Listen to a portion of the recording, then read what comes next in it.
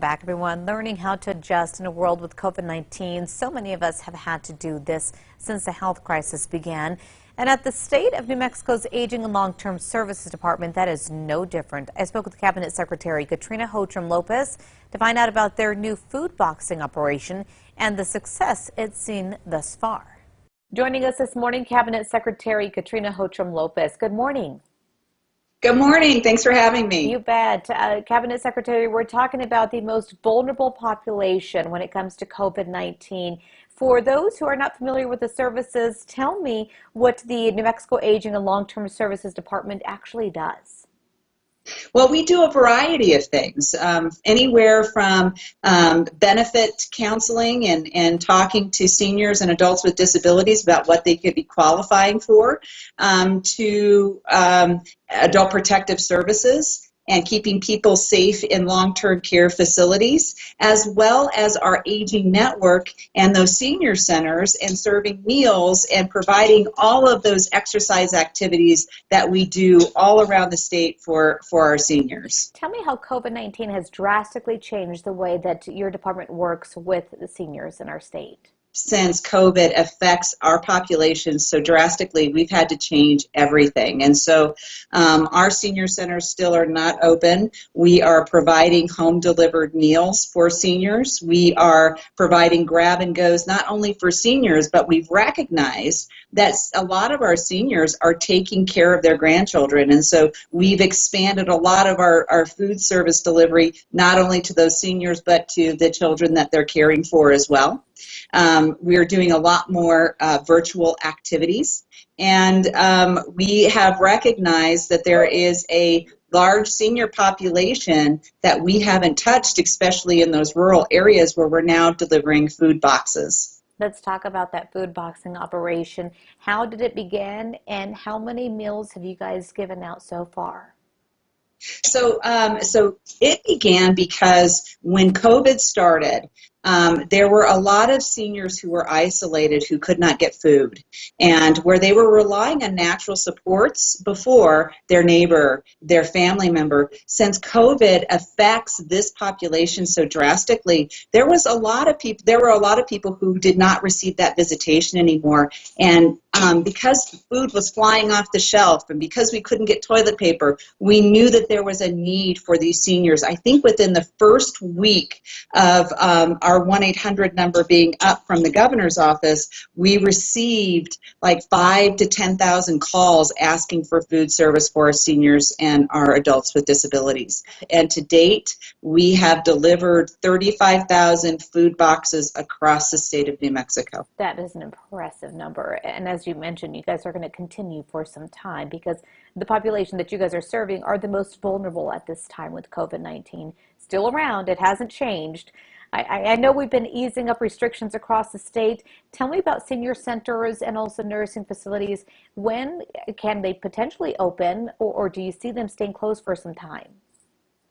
Well, you know, this is our very vulnerable population. So when we talk about COVID, we're really talking about the people that it affects most are those who are 65 and older and those with an underlying illness. And so opening up and easing restrictions for senior centers, it's going to be a while. We've got to make sure that we're taking the right types of precautions and that people are safe. Let's talk about that for the nursing facilities. A lot of families, they want to go in and see their family members, but right now you guys are really saying that's not the best option. So what is the best option for us to reach out to our seniors?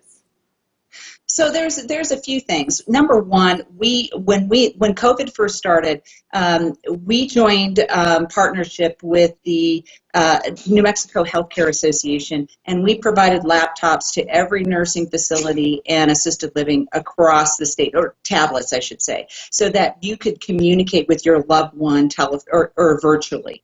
And that has helped. But that's not enough, and we recognize that. So we've been looking across the country to see what other states have done or are starting to do to ease restrictions that do not pose harm or threat to the residents that are in that facility. And so there's some creative things that we're working on right now that would even be a sort of a plexiglass barrier between the family member and the loved one, so that with appropriate PPE to do some visitation. But outside of that, there are things that even the long-term or our department does for the long-term care ombudsman program that allow us to advocate for resident rights in these long-term care settings, and that is a volunteer-based program. We have around 60 volunteers right now. We have about 350 facilities across the state of New Mexico, so we need more volunteers. And these residents are the most vulnerable and often don't have a voice. And so we want to be their eyes and their ears, and we want to be the voice that makes sure that they're safe and well taken care of. And so we want volunteers to be part of the Ombudsman program. Are there any other maybe resources or anything else you guys are doing to keep this population safe when they are in these facilities?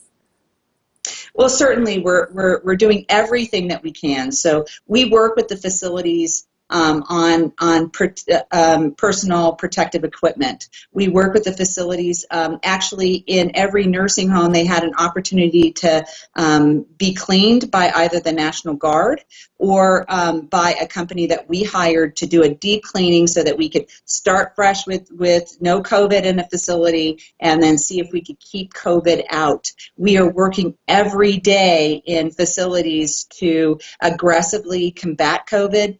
Test. We are doing a lot of testing in nursing facilities. Every nursing facility does testing every week, and it's a certain percentage. And then if they have a positive, it's 100% testing for staff and for residents until they no longer have any new COVID cases in their facilities. We're doing the same rollout with the assisted livings because these populations are so vulnerable. We want to do everything proactively that we can to keep them safe. Cabinet Secretary, you gave us some great insight as to what the state is doing to make sure our most vulnerable population is protected during COVID-19. I want to thank you so much for joining us. Thank you. For a quick recap, go to our website. That's always on KRQE.com.